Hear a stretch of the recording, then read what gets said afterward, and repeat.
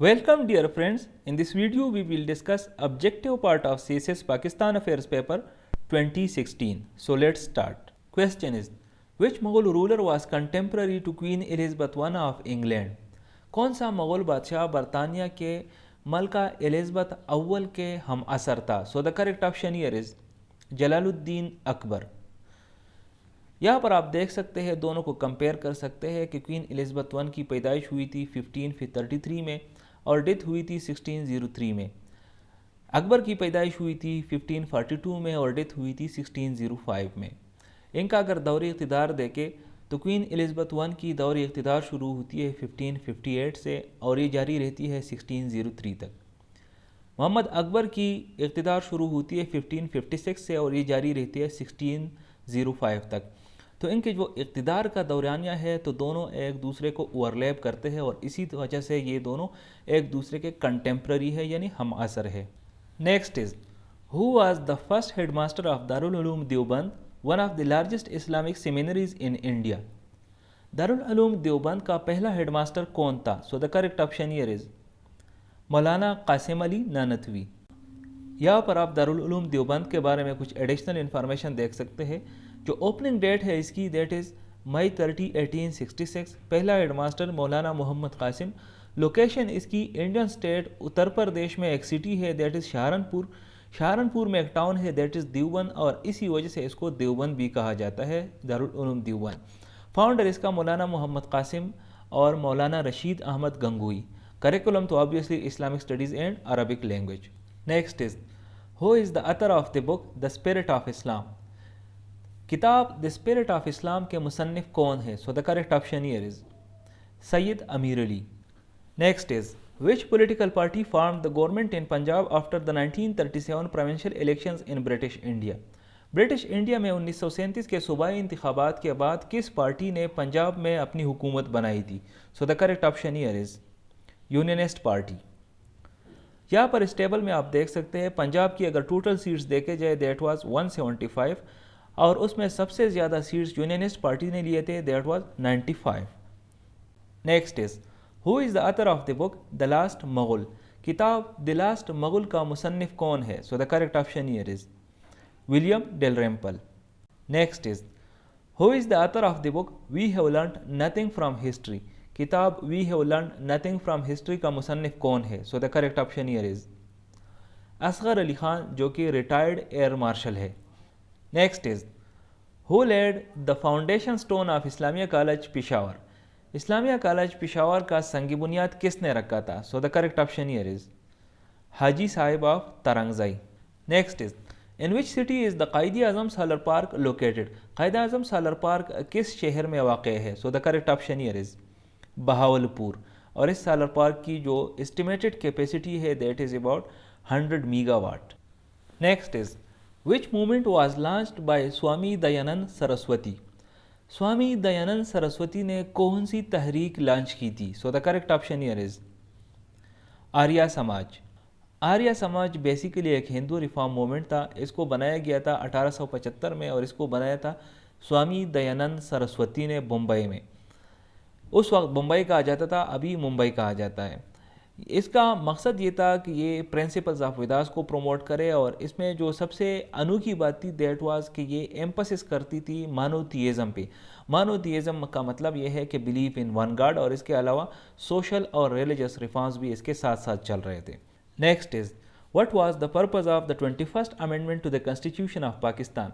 पाकिस्तान के आइन में 21वें तरमीम का मकसद किया था? So the correct option here is to establish military courts for trying terrorists and militants. Next is, who banned the book Gold and Guns in 1947 in the NWFP, now Khyber Pakhtunkhwa, province of Pakistan?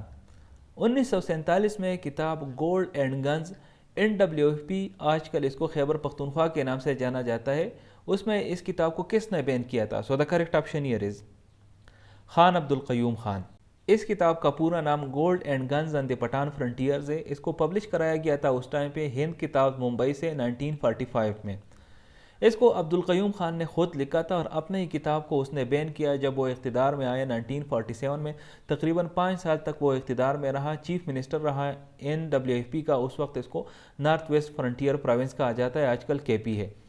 1947 سے لے کر 1953 تک وہ chief minister NWFP رہا. Next is which of the following was the most important offer by Muslims in the Delhi proposals؟ Daily proposals میں مسلمانوں کی طرف سے سب سے اہم آفر جو تھا وہ کون سا تھا؟ So the correct option here is giving up the demand for a separate Muslim home land.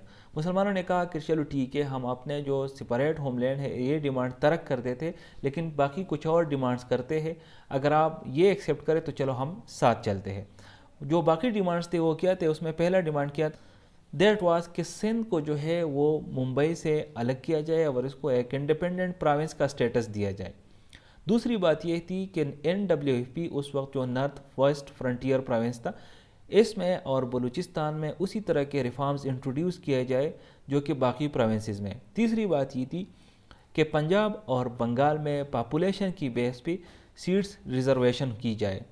اور چوتھی بات یہ تھی کہ جو سینٹرل لیجسلیچر ہے اس میں مسلمز ریپرزنٹیشن جو ہے وہ 1/3 ہونی چاہیے. Next is which of the following reasons contributed to the failure of the Simon Commission in India؟ India میں سائمن کمیشن کی ناکامی کی وجہ کیا بنی؟ So the correct option here is the commission was led by foreigners and had no Indian representative. جو important reason تھی کہ سارے جو کمیشن کے ممبرز تھے، کمیشن کے کل 7 ممبرز تھے اور اس کو لیڈ کر رہا تھا سر جان سائمن، اسی وجہ سے اس کو سائمن کمیشن کہا جاتا ہے. تو 7 کے 7 ممبرز فارنرز تھے، ان میں سے کوئی انڈین ریپرزنٹیٹیو نہیں تھا. اس کمیشن کو انڈین اسٹیٹیوٹری کمیشن بھی کہا جاتا ہے. یہ کمیشن بیسیکلی 1928 میں بھیجا گیا تھا اور اس کا مقصد یہ تھا کہ جو کنسٹیٹیوشنل ریفارم ہونے تھے انڈیا میں اس کو اسٹڈی کیا جائے. لیکن یہ کمیشن آتے ہی it was a complete failure اور یہ کچھ کیے بغیر واپس چلی گئی. Next is which individual is known for helping Liaquat Ali Khan in formulating objective resolution?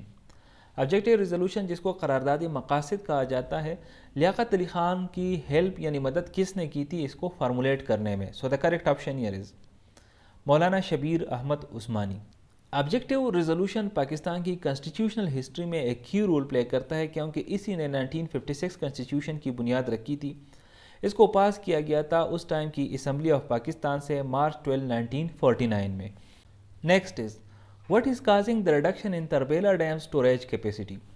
Tarbela dam کی جو اسٹوریج کیپیسٹی ہے اس میں کمی کس چیز کی وجہ سے ہوتی ہے؟ So the correct option here is sediment deposition in the dam reservoir. جو ڈیم کی ریزروائر ہے اس میں سیڈیمنٹ جو ہے وہ جمع ہوتے ہیں اور اسی وجہ سے اس کی اسٹوریج کیپیسٹی کم ہوتی ہے.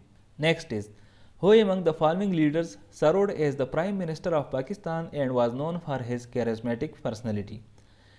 نیچے دیے گئے آپشنز میں سے کون سا بندہ پاکستان کا پرائم منسٹر رہ چکا ہے اور اس کے ساتھ ساتھ وہ اپنے کیریزمیٹک پرسنالٹی کے لیے مشہور تھا؟ So the correct option here is Hussain Shaheed Suhrawardy. Next is which controversial law was introduced by Lord Dalhousie during the British Raj in India؟ India میں برٹش راج کے دوران کون سا کنٹروورشل لا لارڈ ڈیلہاؤزی نے انٹروڈیوس کیا تھا، متعارف کیا تھا؟ So the correct option here is doctrine of lapse. اس لا کے مطابق اگر کوئی انڈین رولر مر جاتا ہے اور اس کا کوئی نیچرل ایئر نہ ہو، نیچرل ایئر کا مطلب یہ ہے کہ اگر اس کا کوئی اپنا بیٹا نہ ہو تو اس کی جتنی بھی ٹیریٹری ہوگی، جتنی بھی جائیداد ہوگی برٹش وہ انیکس کرے گی اور کسی اور کو جانے نہیں دے گی کسی اور کے پاس. وہ بندہ اپنا کوئی اور سکسیسر بھی نہیں منتخب کر سکتا اپنے بیٹے کے علاوہ. اگر اس کا بیٹا ہو اپنا تو ٹھیک ہے، ادروائز کوئی اور اس کا سکسیسر نہیں ہو سکتا. یہ لا انٹروڈیوس کی گئی تھی 1848 میں، لیکن چونکہ کافی کنٹروورسی بنائی تھی اس لا نے تو اسی وجہ سے اس کو ابالش کیا گیا 1858 میں. Next is who among the following personalities served as Pakistan's first law minister and interim head of the Constituent Assembly؟ نیچے دیے گئے پرسنالٹیز میں سے کون سا بندہ پاکستان کا پہلا وزیر قانون بھی رہا اور اس کے علاوہ عبوری ہیڈ بھی رہا کنسٹیچوئنٹ اسمبلی کا؟ So the correct option here is Jogendra Nath Mandal. Next is the Pirpur report was an investigation into the activities of which political parties ministry? کون سی سیاسی جماعت کی منسٹریز کو انویسٹیگیٹ کرنے کے لیے پیرپور رپورٹ بنائی گئی تھی؟ So the correct option here is Indian National Congress. آپ کو پتہ ہوگا 1937 میں جب انتخابات ہو گئے تو مسلم لیگ کو بہت بری طرح سے شکست ہوئی تھی، اور اس کے بعد انڈین نیشنل کانگریس نے اپنی منسٹریز بنائی تھی. تو انڈین نیشنل کانگریس کا جو ایٹیٹیوڈ تھا مسلمانوں کے ساتھ وہ کافی جو تھا وہ باعث تھا، اور اسی وجہ سے جب منسٹریز ڈیزالو ہو گئی تو اس کے بعد مسلمانوں نے، جو مسلم لیگ تھا اس نے ٹاسک کیا کہ اس کے پیچھے جو ہے انویسٹیگیشن کیا جائے کہ انہوں نے کیا ان منسٹریز کے دوران، اور اس پہ ایک رپورٹ پھر پبلش کیا جائے. تو اس میں سے جو ایک رپورٹ تھا تو یہ بھی تھا Pirpur report. Next is under which legal order were the general elections of 1970 held in Pakistan. Pakistan میں 1970 کے عام انتخابات کس لیگل آرڈر کے تحت کرائے گئے تھے؟ So the correct option here is legal framework order 1970 جو کہ اس وقت جنرل یحییٰ نے دیا تھا. Here it is the end of this video. I will see you in the next video. Till that time, stay blessed.